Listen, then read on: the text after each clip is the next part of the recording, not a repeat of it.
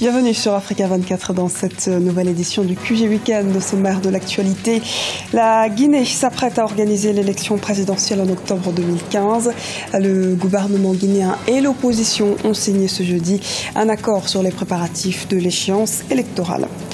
Condamné à 14 ans de prison pour crime de guerre, le milicien congolais Thomas Lubanga a demandé une remise de peine lors d'une audience vendredi. La Cour pénale internationale qui le détient n'a pas encore indiqué la date de sa décision. Afrobasket 2015, après avoir battu l'Ouganda lors de son match d'ouverture, l'équipe nationale de Tunisie a également vaincu la Centrafrique ce vendredi. Nous reviendrons sur les résultats de cette deuxième journée. En Guinée, le pouvoir et l'opposition ont finalement signé un accord de sortie de crise.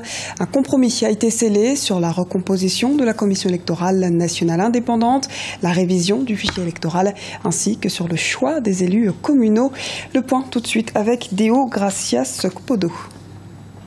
C'est un accord qui ouvre la voie à une élection apaisée en Guinée après plusieurs mois de crise politique. Les acteurs politiques guinéens ont paraphé un document de sortie de crise sous l'égide de la médiation de la CEDEAO, conduite par Mohamed Ibn Chambas. Les deux camps s'accordent ainsi sur les deux principaux points de discorde relatifs à l'organisation du scrutin présidentiel d'octobre 2015. L'accord qui vient d'être conclu après 2 mois de négociations permet une plus grande représentativité de l'opposition dans l'administration locale et envisage une réforme de la Commission électorale nationale indépendante.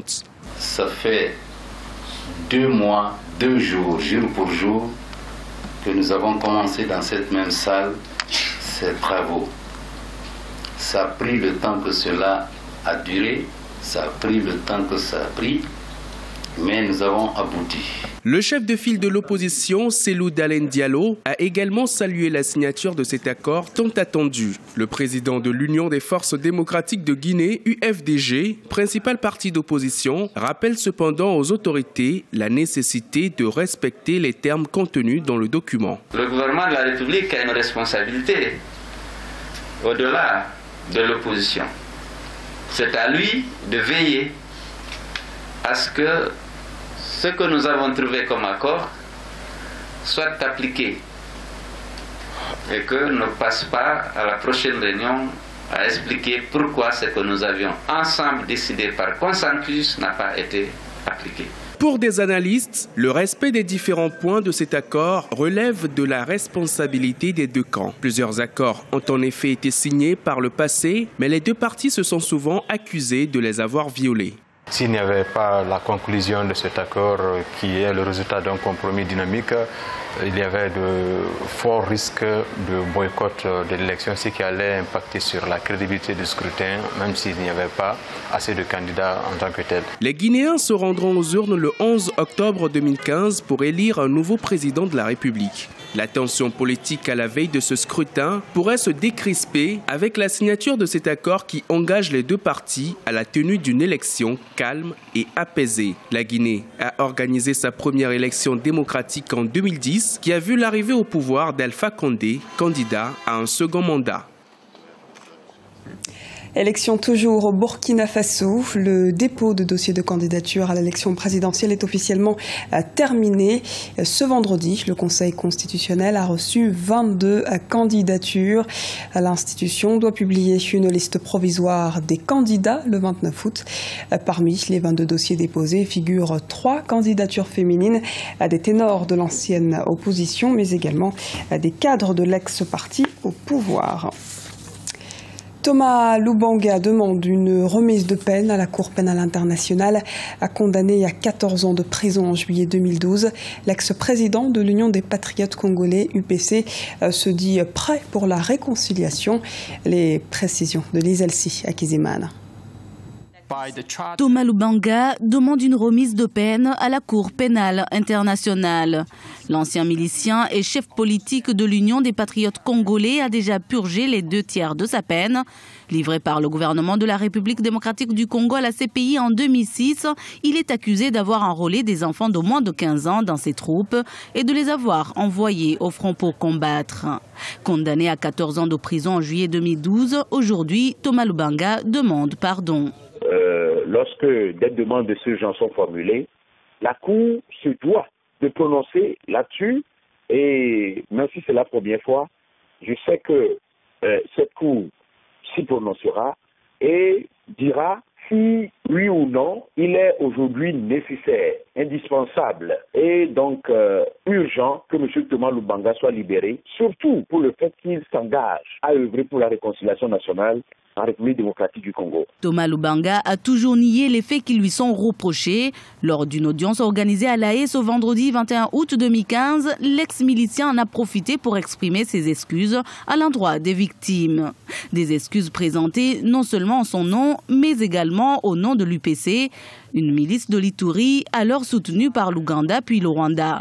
Il ne faut quand même pas balayer d'un revers de main l'argument des victimes qui estiment justement que au cas où on le libérait, ça peut également créer d'autres difficultés dans le pays. Et si il est avéré que M. Thomas Lubanga s'est bien comporté en prison, je ne pense pas que la Cour pénale internationale ne puisse pas accéder à sa demande.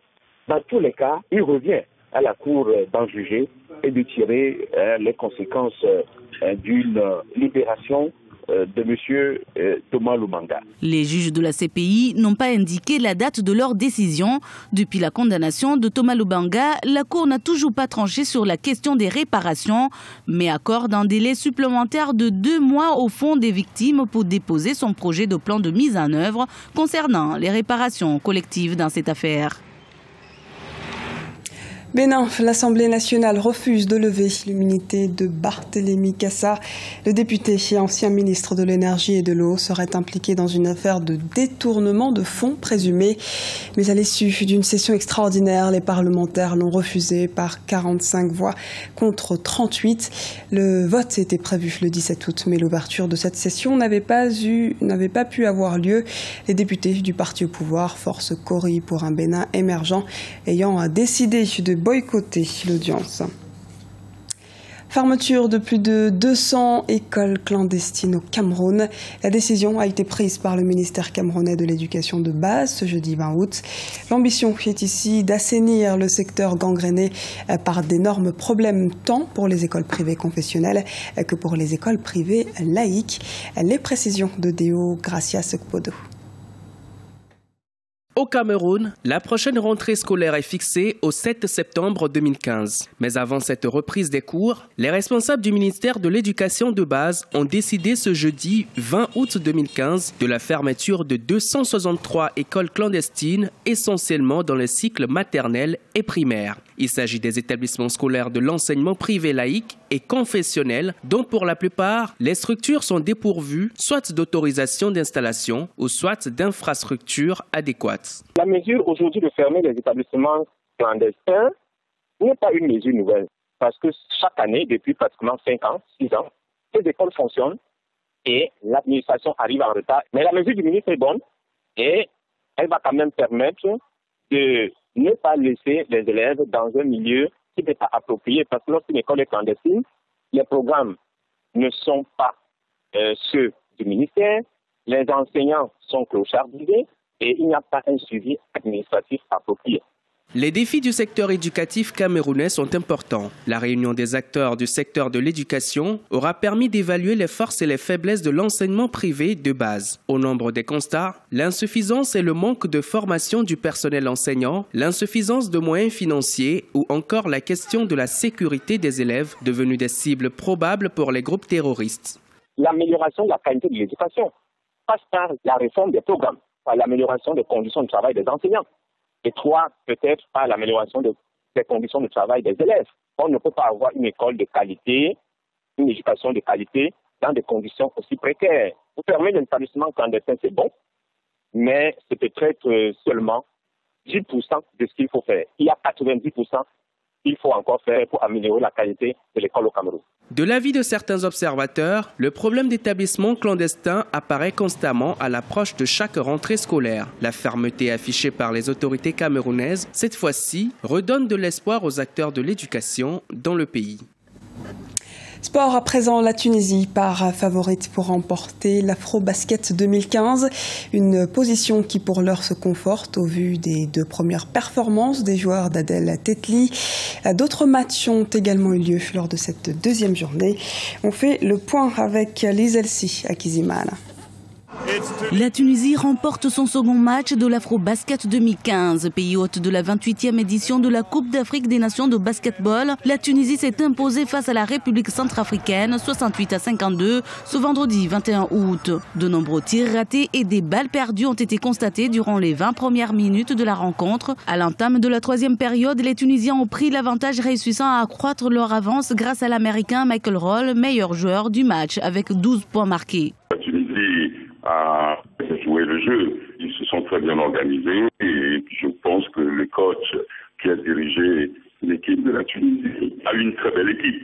Et les garçons se sont bien imposés, ils ont respecté les consignes. Je pense que c'est ce qui a fait que la Tunisie a dominé son sujet. La Centrafrique, donc aussi, n'a pas d'ébulité, mais je pense qu'il leur a manqué simplement un peu d'organisation, un peu de sérieux, et c'est juste ça. Lors de cette 2e journée de l'Afro-Basket 2015, le Mali, l'Égypte et le Nigeria se sont bien placés.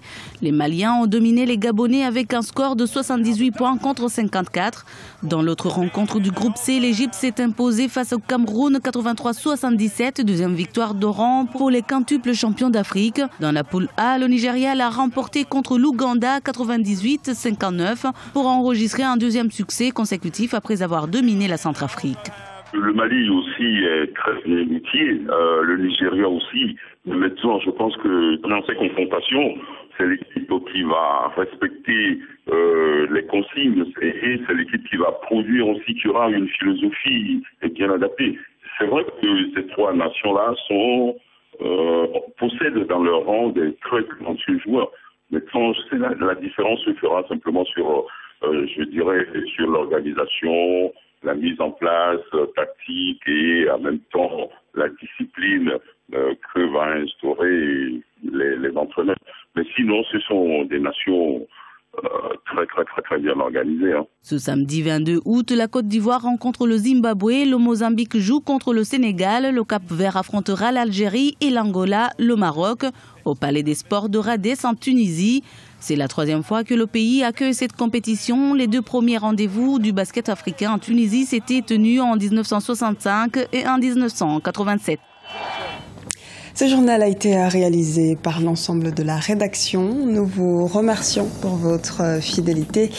Dans un instant, une nouvelle édition de l'actualité sur Africa 24.